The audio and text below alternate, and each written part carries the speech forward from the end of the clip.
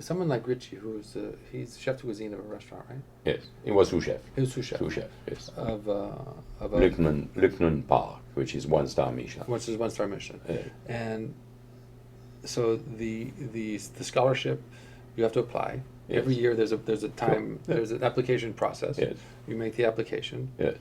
What made him decide to actually apply for the Roux scholarship? Well, I think he's very curious, that young man. He's extremely curious, and the way he looks at things, he wants to position himself. He wants to know if he's up to. Mm-hmm. It's very much him. Yeah. He's anxious of doing well and learn a new way and prove himself and the others that he can do well too. And for the right reason as well. It's not ambition stupidly, it's simply that he's edgy and hungry of achieving cooking at the highest level. So, because it's not very many young Indian chefs Right, no, not at all. who will enter into Does he want to go back competition. to India, or does he want to stay in I think he wants to stay in Stay in Europe. Europe. Yeah. So he signed his application. He was amongst the first young people to sign his application, and did very well. Mm-hmm. So went to the final, and on the final, when he was given a recipe, I mean, he never cooked a coulibiac in his life. So anyway, he came up with this brioche. He just had. We didn't give him even the method. Mm-hmm. We gave him the ingredient, and he did it. He did it. There was, the brioche was lovely, fluffy, and just enough elasticity, nice texture. What was fantastic was the flavor. Yeah. Is the flavor, the seasoning of correct. his dish was Right. 100%. I find that to be the most difficult Yeah. thing to teach, Yeah. because everybody has different taste, and certainly salt to me is one of the most important ingredients that we as chefs work with, and to actually get that right amount of seasoning in something is so important, and such a difficult thing to teach people.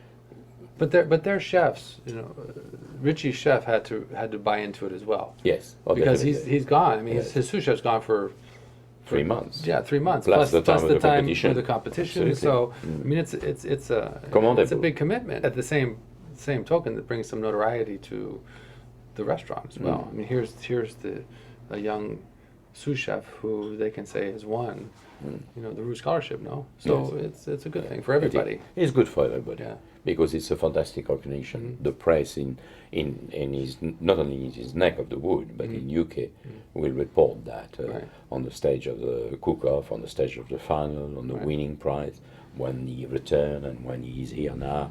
Was he surprised? He was surprised to win, Yeah. but he was happy. Yeah. He was surprised because he's very fairly fair, but he knew he's done well. Yeah. I could see his face, after the competition was over. Our industry has exploded with different forms of opportunity. Before you became a cook and that was it, and you chose that field because you love cooking. Today, you can still love cooking, but do so many other things that have nothing to do with restaurants necessarily. But prior to that, it was if you wanted to be a cook, you went to a restaurant. That's what it. you did. And heads on, I mean, and shut up and get on with it. Right. Don't ask why, just do it. Yeah, I remember, in fact, writing my recipe as an apprentice when 14 years old in pastry, and having my little book and writing my notes. And the boss saying to me, "You can write that when you finish working, young man." Yeah. No, not now. Because I was taking my time on my work as it were to write it down in the corner. Sure. No. Right, you don't take up the Right, time right. of No, the chef's no, time. no. No, it's changed, but I think it's changed for so many obvious reasons, and so many of those reasons are so good, because really, when you think about it, it's not about you, it's not about me. I think really it's about our industry and how our industry impacts the world. Really, I mean, it's the one place that I think that's left in modern society where you can gather around with friends and family, or even sometimes with strangers, and really get to know people on an intimate level around the table, where you're having wonderful food, great wine, wonderful conversations, and nobody's rushed anymore. It's a moment of reprise for a lot of people. It's suddenly heaven. Yeah, Yes, it is. Yeah, I know, and no matter, and again, no matter what level it is, whether it's fine dining like we do, or casual dining, or family dining, whatever. I mean, it's those moments where you can just kind of relax for the day, kind of take a deep breath and enjoy life. Bringing back those basic nurturing aspects of those daily rituals, I think are so important. Sure.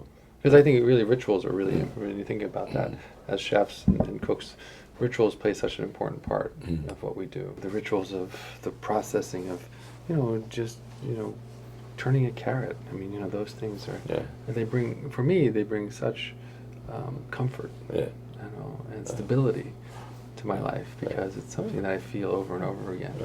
It's just a wonderful thing, being a cook. So I'm glad Richie's here. I'm glad he chose us. I'm glad. I'm honored. Thank you, Chef. Thank you. Thank you. Thanks.